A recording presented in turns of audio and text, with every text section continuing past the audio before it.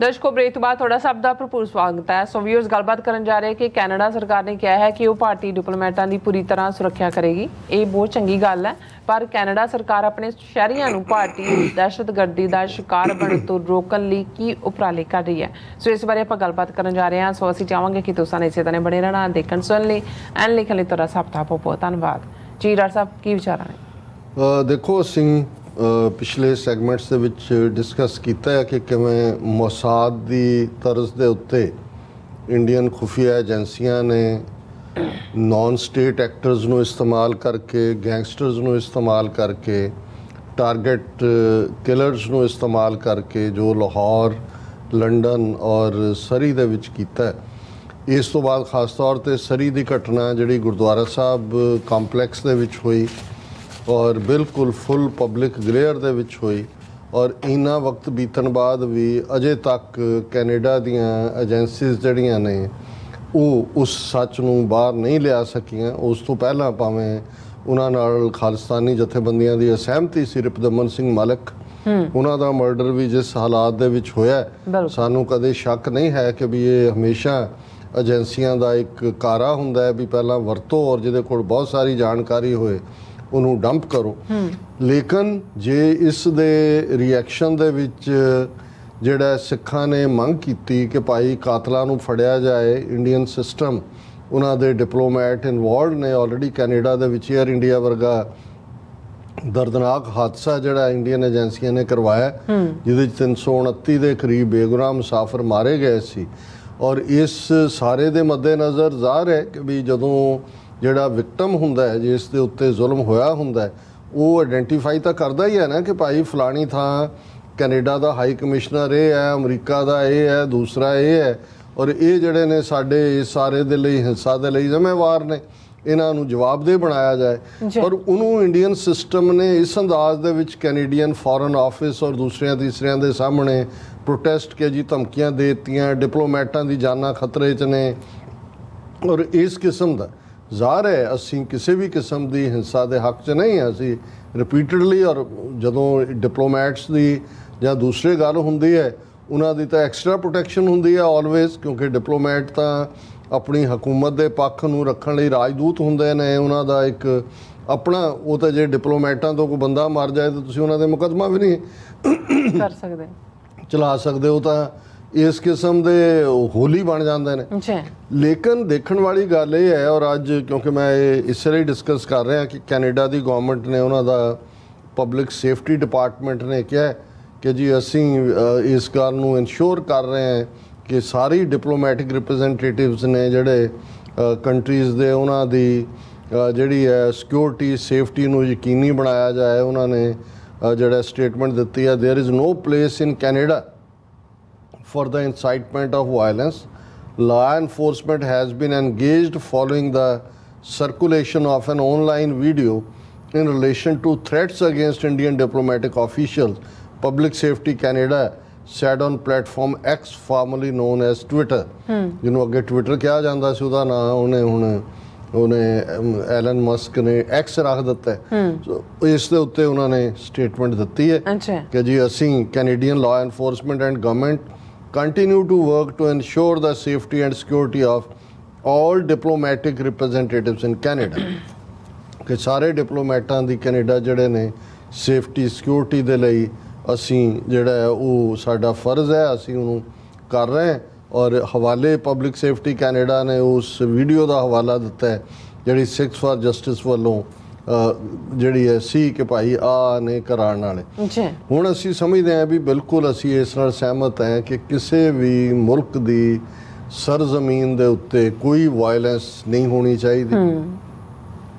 Diplomats ਦੇ ਹਵਾਲੇ ਨਾਲ ਜ਼ਾਹਰ ਹੈ ਵੀ ਉਹ ਤੁਹਾਡੇ ਸਪੈਸ਼ਲ ਤੁਸੀਂ ਉਹਨਾਂ ਦੇ ਕ੍ਰੈਡੈਂਸ਼ੀਅਲਸ ਐਕਸੈਪਟ ਕਰਦੇ ਹੋ ਅਤੇ ਉਹਨਾਂ ਦੇ ਨਾਲ ਤਾਂ ਕੋਈ ਵੀ ਉਹਨਾਂ ਦੀ ਸੇਫਟੀ ਸਿਕਿਉਰਿਟੀ ਜ਼ਿੰਮੇਵਾਰੀ ਹੈ। ਪਰ ਸਵਾਲ ਕੈਨੇਡੀਅਨ ਗੌਰਮੈਂਟ ਤੋਂ ਜਾਂ ਉਹਨਾਂ ਦੇ ਇਹ ਜਿਹੜਾ ਵੀ ਅਦਾਰਾ ਹੈ ਪਬਲਿਕ ਸੇਫਟੀ ਡਿਪਾਰਟਮੈਂਟ, ਉਹਨਾਂ ਨੂੰ ਇਹ ਪੁੱਛਿਆ ਜਾ ਸਕਦਾ ਹੈ ਕਿ ਵੀ ਜਿਹੜੇ ਤੁਹਾਡੇ ਮੁਲਕ ਦੇ ਸ਼ਹਿਰੀ ਨੇ ਜੀ, ਤੁਹਾਡੀ ਸੋਇਲ ਦੇ ਉੱਤੇ ਜੇ ਉਹਨਾਂ ਨੂੰ ਫੋਰਨ ਪਾਵਰ ਟਾਰਗੇਟ ਕਰਦੀ ਹੈ, ਕੀ ਇਹ ਤੁਹਾਡਾ ਫਰਜ਼ ਨਹੀਂ ਹੈ ਵੀ ਤੁਸੀਂ ਆਪਣੇ ਮੁਲਕ ਦੇ ਸ਼ਹਿਰੀਆਂ ਨੂੰ ਸਿਕਿਉਰਿਟੀ ਦੇਣੀ ਹੈ, ਸੇਫਟੀ ਦੇਣੀ ਹੈ। ਹਰਦੀਪ ਸਿੰਘ ਨਿੱਜਰ ਕੈਨੇਡੀਅਨ ਸਿਟੀਜ਼ਨ ਹੈ, ਧਾਰਮਿਕ ਸੰਸਥਾ ਦਾ ਪ੍ਰਧਾਨ ਹੈ। ਕੋਵਿਡ-19 ਦੇ ਚੱਲਦਿਆਂ ਉਹਨੇ ਜੋ ਕੰਮ ਕੀਤਾ ਤੁਹਾਡੇ ਸਰੀ ਦੀਆਂ ਸਰਕਾਰੀ ਅਦਾਰਿਆਂ ਨੇ ਨਹੀਂ ਕੀਤਾ ਹੋਏਗਾ, ਜਿਸ ਕਦਰ ਗੁਰਦੁਆਰਾ ਸਾਹਿਬ ਵੱਲੋਂ ਸਟੂਡੈਂਟਸ ਤੋਂ ਲੈ ਕੇ ਦੂਸਰਿਆਂ ਦੀਆਂ ਲੋੜਾਂ ਪੂਰੀਆਂ ਕੀਤੀਆਂ ਗਈਆਂ। ਕਿੰਨਾ ਚਿਰ ਹੋ ਗਿਆ ਉਹਦੇ ਮਰਡਰ ਨੂੰ? ਤੁਹਾਨੂੰ ਇਹ ਨਹੀਂ ਹੈ ਇਸ ਮਾਮਲੇ ਦੇ ਵਿੱਚ ਤੁਹਾਡੀ ਸੇਫਟੀ ਸਿਕਿਉਰਿਟੀ ਵਾਲਾ ਕੋਈ ਮੁੱਦਾ ਨਹੀਂ ਹੈ? ਘੱਟੋ ਘੱਟ ਅਮਰੀਕਾ 'ਚ ਬੇਸ਼ੱਕ ਅਸੀਂ ਜੋ ਮਰਜ਼ੀ ਕਈ ਵਾਰ ਇਹਨਾਂ ਦੀ ਨੀਤੀ ਜਿਹੜੀ ਖਾਸ ਤੌਰ 'ਤੇ ਮੋਦੀ ਦੇ ਹਵਾਲੇ ਨਾਲ ਹੈ ਉਸ ਨੂੰ ਅਸੀਂ ਕੰਡੈਮ ਕਰਦੇ ਹਾਂ, ਪਰ ਅਮਰੀਕਨਸ ਨੇ ਸਮਝ ਲਿਆ ਹੈ ਕਿ ਉਹ ਜਿਹੜੇ ਬਾਹਰਲੇ ਮੁਲਕ ਆਪਣੇ ਜਿਹੜੇ ਉਹਨਾਂ ਦੇ ਡਿਸੀਡੈਂਟ ਨੇ ਜਾਂ ਜਿਹੜੇ ਉਹਨਾਂ ਨਾਲ ਸਹਿਮਤ ਨਹੀਂ, ਇਹਨਾਂ ਮੁਲਕਾਂ 'ਚ ਜਿਹੜੇ ਹਿਊਮਨ ਰਾਈਟਸ ਦੀ ਗੱਲ ਕਰਦੇ ਨੇ ਉਹਨਾਂ ਨੂੰ ਟਾਰਗੇਟ ਕਰ ਰਹੇ ਨੇ। ਇਸ ਲਈ ਆਲਰੇਡੀ ਮਾਰਚ ਦੇ ਮਹੀਨੇ 'ਚ ਪ੍ਰੋਮੀਨੈਂਟ ਸੈਨੇਟਰ ਨੇ ਮਰਫੀ ਜੈਫ, ਉਹਨਾਂ ਨੇ ਸੈਨੇਟ ਦੇ ਵਿੱਚ ਇੱਕ ਰੈਜ਼ੋਲੂਸ਼ਨ ਲਿਆਂਦਾ ਹੈ trans national repression policy act. ਹੁਣ ਇਹ ਜੋ ਕੁਛ ਇੰਡੀਆ ਨੇ ਯੂਕੇ 'ਚ, ਪਾਕਿਸਤਾਨ 'ਚ, ਕੈਨੇਡਾ 'ਚ ਕੀਤਾ ਇਹ ਟਰਾਂਸ ਨੈਸ਼ਨਲ ਟੈਰਰਿਜ਼ਮ ਹੈ ਜੀ, ਕਿਉਂਕਿ ਇਹਨਾਂ ਦਾ ਜਿਨ੍ਹਾਂ ਮੁਲਕਾਂ 'ਚ ਰਹਿ ਰਹੇ ਸੀ ਉਹਨਾਂ ਨਾਲ ਤਾਂ ਉਹਨਾਂ ਦਾ ਕੋਈ ਟਕਰਾਅ ਨਹੀਂ ਸੀ, ਔਰ ਇਹਨਾਂ ਮੁਲਕਾਂ ਨੇ ਹੱਕ ਦਿੱਤਾ ਹੋਇਆ ਕਿ ਤੁਸੀਂ ਪੀਸਫੁਲੀ ਆਪਣੀ ਜਿਹੜੀ ਹੈ ਉਹ ਗੱਲ ਕਰ ਸਕਦੇ ਹੋ, ਹਿਊਮਨ ਰਾਈਟਸ ਦੀ ਐਡਵੋਕੇਸੀ ਕਰ ਸਕਦੇ ਹੋ। ਇਹ ਬੜਾ ਇੰਟਰਸਟਿੰਗ ਜਿਹੜਾ ਬਿੱਲ ਹੈ ਜਿਹੜਾ ਕਿ ਹੁਣ ਜੋ ਕਮੇਟੀ ਦੇ ਹਵਾਲੇ ਕੀਤਾ ਗਿਆ, ਬਹੁਤ ਜਲਦੀ ਇਹ ਐਕਟ ਬਣੇਗਾ। ਇਹਦੇ ਥੱਲੇ ਬਰੀਫਿੰਗ ਵੀ ਹੋਈ ਹੈ ਔਰ ਇਸ ਦਾ ਉਹਨਾਂ ਨੇ ਬਿਗਨਿੰਗ 'ਚ ਇਹ ਕਿਹਾ ਕਿ ਵੀ ਇਹ ਜਿਹੜਾ ਟਰਾਂਸਨੈਸ਼ਨਲ ਰਿਪਰੈਸ਼ਨ ਪਾਲਿਸੀ ਐਕਟ ਹੈ ਇਹਦੀ ਜ਼ਰੂਰਤ ਕਿਉਂ ਹੈ।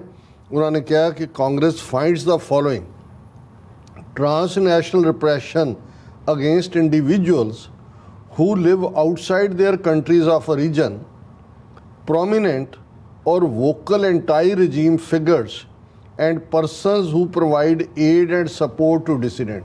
ਕਿ ਉਹ ਲੋਕ ਜਿਹੜੇ ਦੂਸਰਿਆਂ ਥਾਵਾਂ ਤੋਂ ਆਏ ਨੇ, ਐਕਟਿਵਿਸਟ ਨੇ, ਜੋ ਉਹਨਾਂ ਦੇ ਮੁਲਕਾਂ 'ਚ ਹੋ ਰਿਹਾ ਉਹਦੇ ਖਿਲਾਫ ਆਵਾਜ਼ ਚੁੱਕਦੇ ਨੇ ਔਰ ਉਹਨਾਂ ਨੂੰ ਆਵਾਜ਼ ਚੁੱਕਦੇ ਨੇ is a human right violation that seeks to stifle dissent and enhance control over exile activists, immigrant and diaspora communities।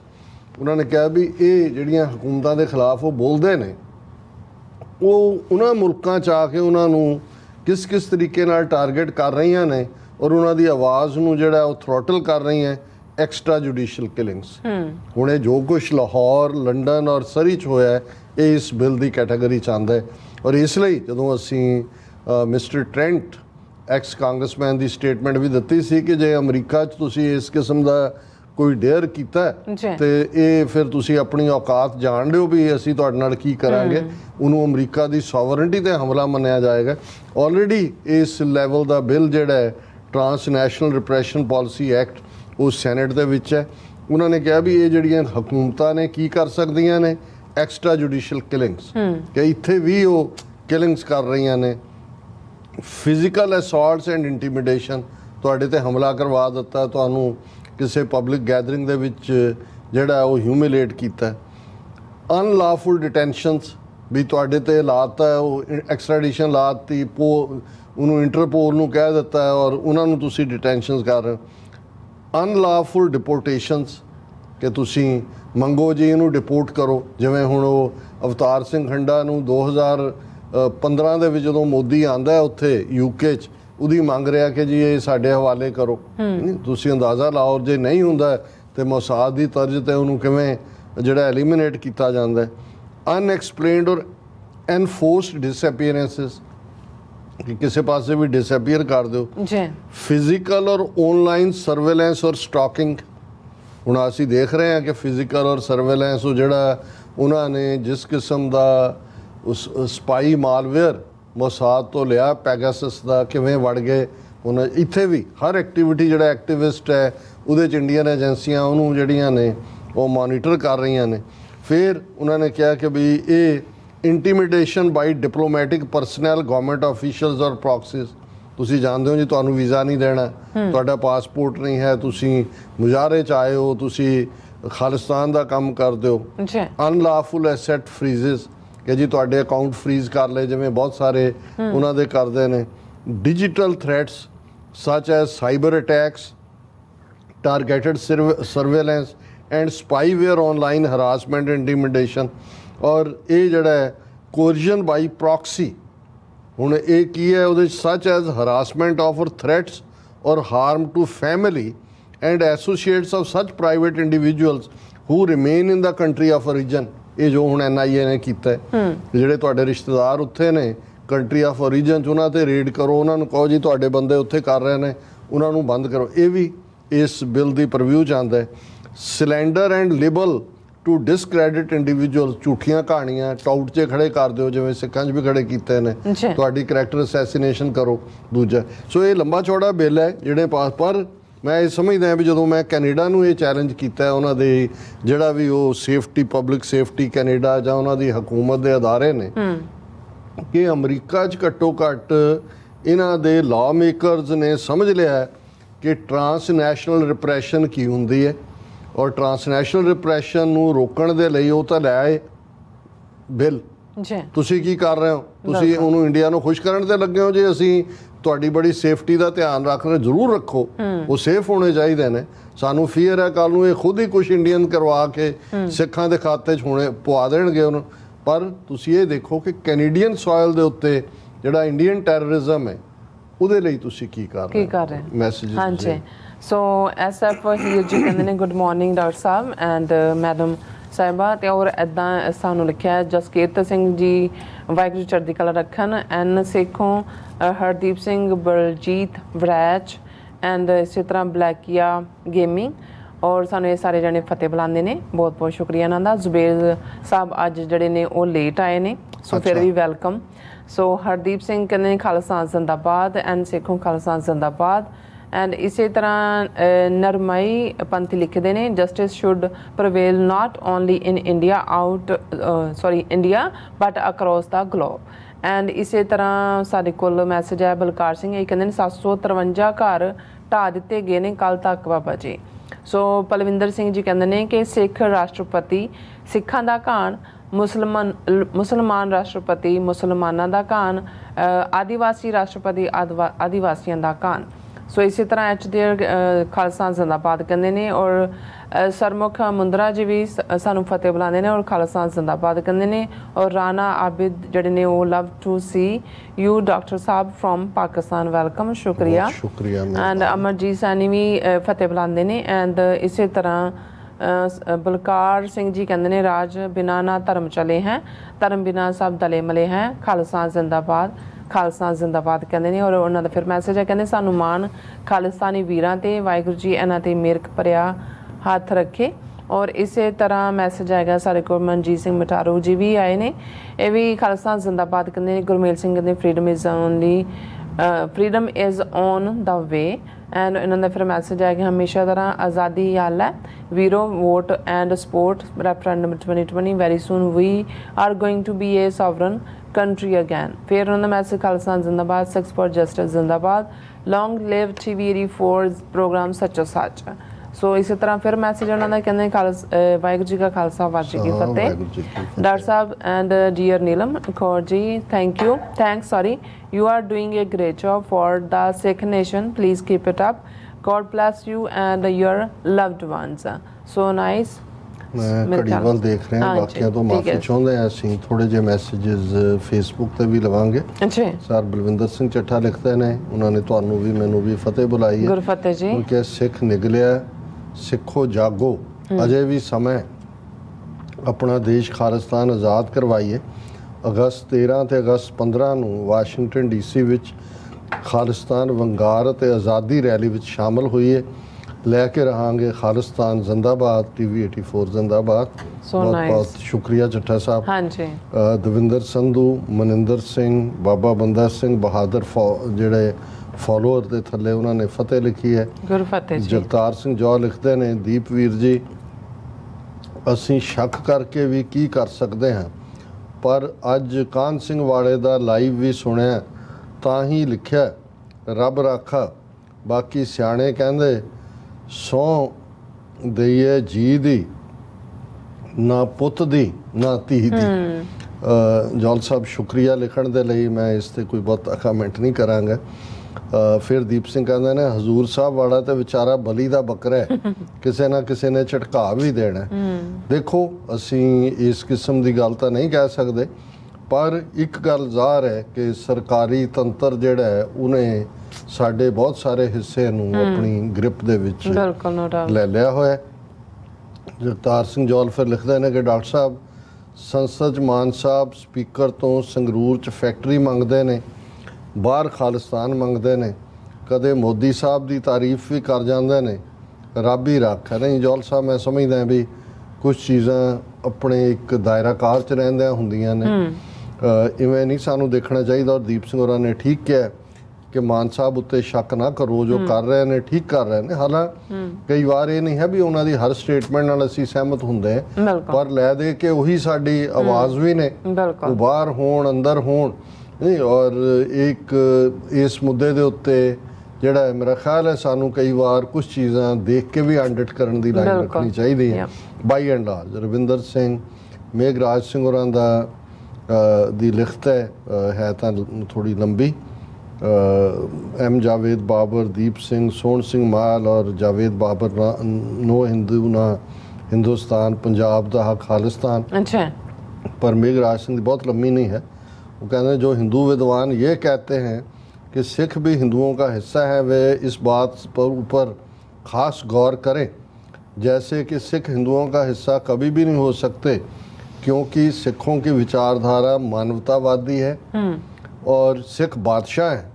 हिंदुओं की विचारधारा मानवता विरोधी है और हिंदू गुलाम है। सिखों को हिंदुओं का हिस्सा बताने वाले विद्वानों को हम खुला चैलेंज करते हैं, जिन शूद्रों को तकरीबन 3500 साल से हिंदुओं का हिस्सा बताते आ रहे हैं, अगर कोई ब्राह्मण या विश्व का कोई बड़ा विद्वान शूद्रों को हिंदुओं का हिस्सा या किसी भी धर्म का हिस्सा साबित करेगा, हम उसको 21 लाख रुपए इनाम के देंगे। अगर किसी ने अपने माँ का दूध पिया है तो साबित करके दिखाए। मेघराज सिंह जी, गल ये नहीं है, गल तो ये है भी ਇਹਦੇ ਬਾਵਜੂਦ ਕਿ ਸ਼ੂਦਰ ਜਿਨ੍ਹਾਂ ਨੇ ਬਣਾਇਆ 3500 ਸਾਲ ਤੋਂ ਉਹਨਾਂ ਨਾਲ ਕੀ ਹੋ ਰਿਹਾ, ਫਿਰ ਵੀ ਉਹ ਉਹਨਾਂ ਹੀ ਮੰਦਰਾਂ ਵੱਲ ਦੌੜਦੇ ਨੇ। ਹੁਣ ਜਦੋਂ ਇਹ ਹੁੰਦਾ ਹੈ ਜੀ ਉਹਨਾਂ ਦਾ, ਹੁਣ ਜੋ ਪ੍ਰੈਜ਼ੀਡੈਂਟ ਨਾਲ ਕੀਤਾ ਉਹਨਾਂ ਨੇ, ਮਰਮੂ ਜਿਹੜੀ ਹੈ ਉਹ ਸ਼ੂਦਰ ਹੈ, ਟਰਾਈਬਲ ਹੈ, ਉਹਨੂੰ ਵੜਨ ਨਹੀਂ ਦਿੱਤਾ ਉਹਨਾਂ ਨੇ ਦਿੱਲੀ ਦੇ ਮੰਦਰ 'ਚ। ਪਰ ਉਹ ਚੰਬੜੀ ਹੋਈ ਹੈ, ਕਿਉਂਕਿ ਜਦੋਂ ਕੋਈ ਲੰਬਾ ਵਕਤ ਗੁਲਾਮੀ 'ਚ ਰਹਿੰਦਾ ਹੈ ਫਿਰ ਬਹੁਤ ਸਾਰੀਆਂ ਚੀਜ਼ਾਂ ਐਸੀਆਂ ਆ ਜਾਂਦੀਆਂ ਨੇ। ਔਰ ਅੱਜ ਵੀ ਜਦੋਂ ਕਿ ਹੁਣ ਨੂੰ ਮੁਸਲਮਾਨਾਂ ਨਾਲ ਚੱਲ ਰਿਹਾ ਹੈ, ਪੰਜਾਬ 'ਚ ਕੀ ਚੱਲ ਰਿਹਾ, ਜਿੰਨੀਆਂ ਭਾਰਤ ਦੀਆਂ ਕਿੱਥੇ ਨੇ ਦਲਿਤ ਆਰਗੇਨਾਈਜੇਸ਼ਨਸ ਔਰ ਦੂਸਰੀਆਂ। ਹਾਲਾ ਮੇਘਰਾਜ ਸਿੰਘ ਆਪ ਬਹੁਤ ਐਨਲਾਈਟਨਡ ਨੇ, ਲਿਖ ਵੀ ਰਹੇ ਨੇ ਕਿਤਾਬਾਂ ਤੇ ਕਿਤਾਬਾਂ, ਕਾਲ ਵੀ ਕਰਦੇ ਨੇ। ਲੇਕਿਨ ਅਸੀਂ ਇਹ ਕਹਿਣ ਨੂੰ ਜ਼ਰੂਰ ਅਸੀਂ ਕਹਿੰਦੇ ਹਾਂ, ਲੇਕਿਨ ਇੱਕ ਵੱਡਾ ਹਿੱਸਾ ਜਿਹੜਾ ਉਹ ਅਲਟੀਮੇਟਲੀ ਖੁਦ ਹੀ ਜਿਹਨੂੰ ਸਟਾਕਹੋਮ ਸਿੰਡਰੋਮ ਕਿਹਾ ਜਾਂਦਾ ਹੈ, ਜਿਹੜਾ ਤੁਹਾਨੂੰ ਗੁਲਾਮ ਬਣਾਉਂਦਾ, ਜਿਹੜਾ ਤੁਹਾਡੇ ਨਾਲ ਜ਼ਿਆਦਤੀ ਕਰਦਾ, ਤੁਸੀਂ ਉਹਨੂੰ ਹੀ ਪਿਆਰ ਕਰਨ ਲੱਗ ਜਾਂਦੇ ਹੋ ਜਾਂ ਉਹਦੇ ਚੋਂ ਹੀ ਆਸ ਰੱਖਣ ਲੱਗ ਜਾਂਦੇ ਹੋ। ਜੀ ਡਾਕਟਰ ਸਾਹਿਬ, ਤੁਹਾਡਾ ਬਹੁਤ ਬਹੁਤ ਸ਼ੁਕਰੀਆ, ਤੁਸੀਂ ਆਪਣੇ ਵਿਚਾਰ ਸਾਡੇ ਦਰਸ਼ਕਾਂ ਨਾਲ ਸਾਂਝੇ ਕੀਤੇ ਨੇ। ਸੋ ਇਸ ਨਾਲ ਆਪਣੇ ਵਿਊਅਰਸ ਕੋਲ ਨੇ ਇਜਾਜ਼ਤ। ਵਿਊਅਰਸ, ਸਾਡੇ ਪ੍ਰੋਗਰਾਮ ਦਾ ਸਮਾਂ ਇੱਥੇ ਮੁੱਕਦਾ। ਤੁਸੀਂ ਆਪਣੇ ਰਾਏ ਤੇ ਸੁਝਾਅ ਸਾਨੂੰ ਭੇਜਣਾ ਨਾ ਭੁੱਲਣਾ ਸਾਡੇ ਇਸ ਪਤੇ ਤੇ SOS@tv84.tv ਤੇ ਅਸੀਂ ਆਪਣਾ ਪ੍ਰੋਗਰਾਮ ਲੈ ਕੇ ਫਿਰ ਦੁਬਾਰਾ ਤੁਹਾਡੇ ਰੂਬਰੂ ਹੋਵਾਂਗੇ। ਤਦ ਤੱਕ ਲਈ ਮੈਨੂੰ ਤੇ ਆਪਣਾ ਸੁਣਾ ਗਿਆ ਦੋ ਦੇਖਦੇ ਰਹੋ TV84। ਬੁਲਾ ਦਿਓ ਫਤਿਹ। ਵਾਹਿਗੁਰੂ ਜੀ ਕਾ ਖਾਲਸਾ, ਵਾਹਿਗੁਰੂ ਜੀ ਕੀ ਫਤਿਹ। ਰੱਬ ਰਾਖਾ।